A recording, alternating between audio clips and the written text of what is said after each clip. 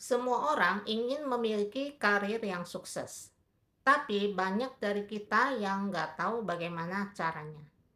Untuk bisa sukses di dalam karir, tentunya ada hal-hal yang harus kita perhatikan dan kita persiapkan. Jadi di sini memang diperlukan adanya usaha dan strategi yang jitu. Nah, teman-teman, di dalam video kali ini, aku akan membagikan tips bagaimana strateginya agar kita bisa sukses di dalam karir dan apa saja hal-hal yang harus kita persiapkan. Nah, teman-teman, tonton video ini sampai selesai agar kalian bisa mendapatkan manfaat dari video ini. Halo guys, selamat datang di channel aku, Lani Wati Rusti. Oke guys, strategi yang pertama adalah mengenali apa bakat dan minat kita. Coba kita amati, apa sih bakat kita itu dan bidang apa yang kita minati. Coba pikirkan, adakah hobi yang bisa kita kembangkan untuk dijadikan sebagai karir di masa depan? Kalau kita bisa mengenali apa bakat kita itu, kita tinggal mengembangkan saja bakat atau hobi kita itu. Kita sudah harus mulai mengidentifikasikan hal ini di saat kita masih bersekolah. Jadi, di saat kita selesai sekolah dan akan melanjutkan ke jenjang kuliah, kita sudah tahu bidang dan jurusan apa yang harus kita ambil. Setelah itu, kita tinggal fokus saja belajar dengan serius sampai kita lulus kuliah. Bakat dan minat ini sangatlah penting teman-teman, karena hal ini adalah kunci utama jika kita ingin sukses di dalam karir. Strategi yang kedua adalah fokus terhadap bakat dan minat kita. Fokus di sini artinya adalah segala perhatian dan usaha kita hanya ditujukan untuk belajar dan mengembangkan bakat atau hobi kita tersebut. Jadi jangan kita sia-siakan masa muda kita hanya untuk bermain-main atau bersenang-senang saja atas hal-hal yang tidak berguna dan yang tidak produktif. Coba kita lihat ya, orang-orang yang sekarang banyak menganggur, itu mereka itu kan adalah contoh dari orang-orang yang enggak serius belajar sewaktu mereka sekolah. Dan mereka itu hanya tahu bermain saja, makanya sewaktu enggak bisa mendapatkan pekerjaan, mereka baru sadar dan menyesal. Strategi yang ketiga adalah terus belajar meningkatkan keahlian sesuai dengan bakat dan hobi kita. Dengan demikian, wawasan kita juga akan terus bertambah. Semakin tinggi keahlian kita, kompetensi kita juga akan semakin meningkat. Inilah yang akan menjadi keunggulan dari diri kita. Ini akan membuat diri kita menjadi semakin dibutuhkan dan dicari, karena diri kita dianggap memiliki nilai yang lebih tinggi daripada orang-orang. Sehingga kita akan lebih dihargai di mana-mana. Nah, strategi yang keempat adalah bisa memberikan kontribusi yang berarti bagi pihak perusahaan. Untuk bisa berkontribusi yang berarti bagi pihak perusahaan, seseorang itu tidak bisa hanya dengan sekedar bekerja saja, terus menerima gaji, lantas selesai. Bukan itu teman-teman. Untuk bisa berkontribusi yang berarti bagi pihak perusahaan, seseorang itu harus bisa mengidentifikasikan apa sebenarnya yang paling dibutuhkan oleh perusahaan di saat itu, dan apa yang menjadi target utama dari perusahaan. Lalu ilustrasinya kira-kira seperti ini teman-teman. Misalnya kamu bekerja di sebuah perusahaan yang kecil. yang bosnya itu sangatlah konservatif dan gaptek. Perusahaan ini hanya menjual produknya itu mengandalkan armada penjualan secara offline, dan perusahaan tidak pernah melakukan penjualan secara online. Nah, lalu kamu mengusulkan kepada bos untuk bisa menjual produk secara online juga di website official perusahaan. Bos pun setuju, lalu kamu disuruh membuat dan memprakarsai dan meluncurkan situs online tersebut.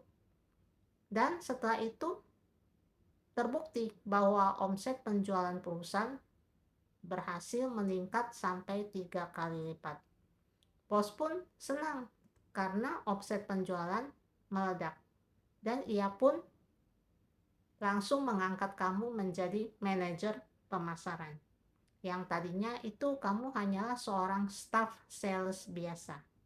Nah, contoh lain lagi misalnya, kamu bekerja di sebuah perusahaan retail yang besar, yang omsetnya itu besar, tapi cash flow perusahaan itu sangatlah buruk.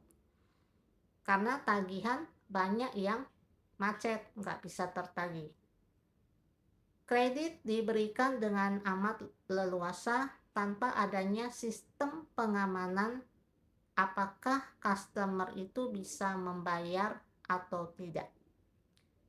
Akibatnya, piutang pun menjadi semakin banyak yang menjadi bad debt dan nggak bisa ditagih. Kamu kebetulan bekerja di bagian piutang dan penagihan.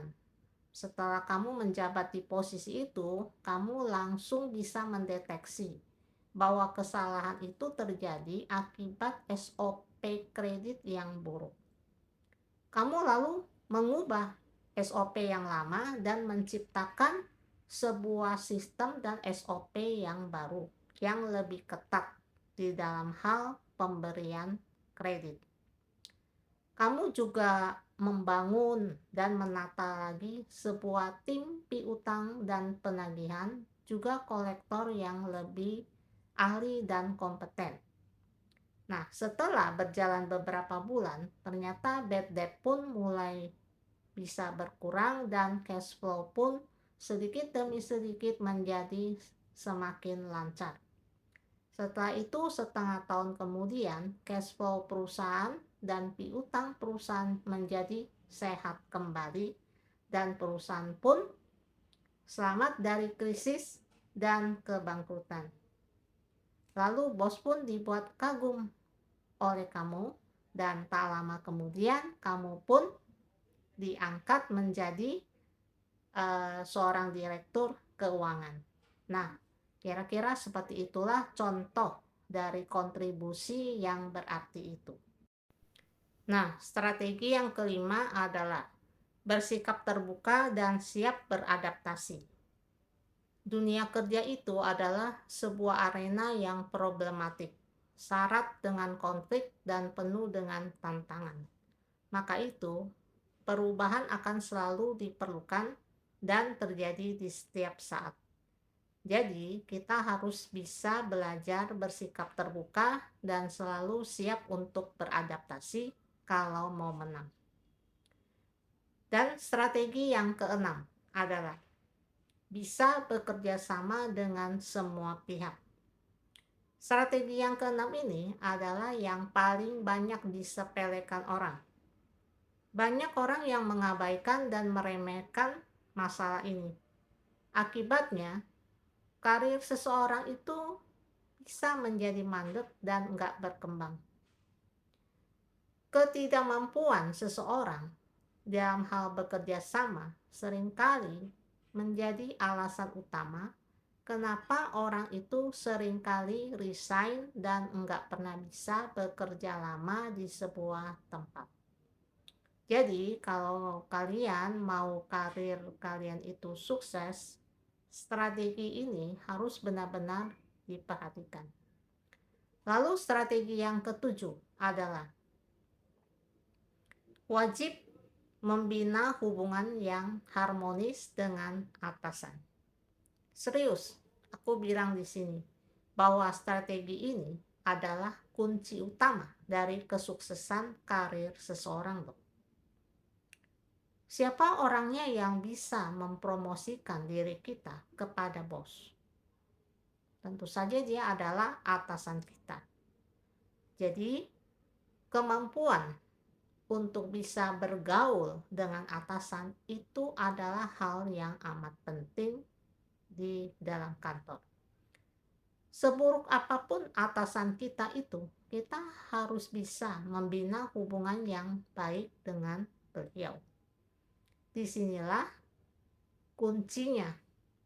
Yang diperlukan di sini adalah adanya kerendahan hati dan kemampuan diri kita di dalam meredam ego.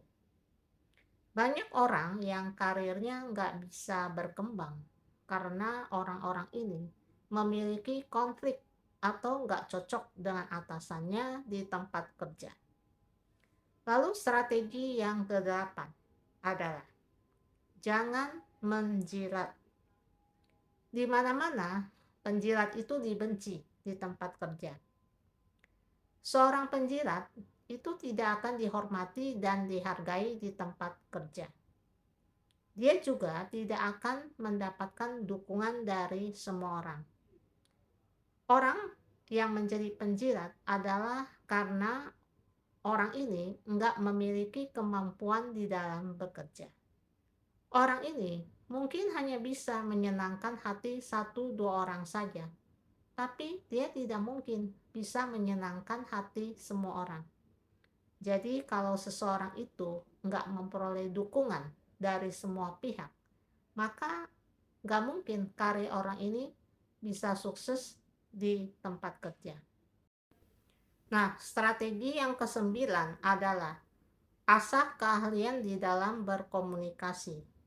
Memang gak semua orang pintar berkomunikasi, maka itu penting bagi kita untuk belajar bagaimana caranya agar bisa berkomunikasi yang baik dengan semua orang di kantor. Kepandaian berkomunikasi itu perlu diasah, teman-teman. Nah, langkah pertama yang bisa kita lakukan adalah dengan mulailah menumbuhkan kepekaan di dalam diri kita terhadap orang lain. Lalu dari situ kita bisa belajar mulai berempati terhadap orang lain. Kalau kita sudah bisa peka dan bisa berempati, maka komunikasi kita dengan orang lain pun akan berjalan lebih lancar. Lalu strategi yang ke-10 adalah tingkatkan terus kualitas diri kita untuk menjadi pribadi yang lebih baik. Teman-teman, di dalam kantor itu kita bekerja bersama dengan berbagai macam orang dengan sifat dan karakter yang berbeda-beda. Jadi adalah nggak mungkin kalau kita bisa menyenangkan hati semua orang. Akan tetapi, jika kita memiliki kualitas diri yang baik, tentu kita akan lebih banyak mendapatkan dukungan, pengakuan, dan disukai. Maka itu, orang yang karirnya sukses, pasti dia adalah pribadi yang berkualitas. Nah, itulah teman-teman 10 tips dan strategi agar karir kita bisa sukses di kantor. Memang hal ini bukan sesuatu yang mudah untuk dilakukan. Akan tetapi bukan pula sesuatu yang tidak bisa diupayakan. Nah, coba kalian amati bahwa dari sekian banyak orang-orang yang karirnya sukses di kantor itu, paling tidak dia itu pasti melakukan strategi-strategi ini di dalam bekerja. Mungkin nggak semuanya seperti ini, akan tetapi paling tidak beberapa dari strategi-strategi ini pasti ia jalankan. Jadi kalau mereka bisa, kenapa kita nggak bisa? Kan kita juga bisa belajar, ya kan? Nah, demikianlah teman-teman pembahasan materi ini sampai di sini. Semoga video ini bisa bermanfaat bagi kalian. Dan terima kasih sudah menonton dan sampai jumpa lagi di video berikutnya. Salam.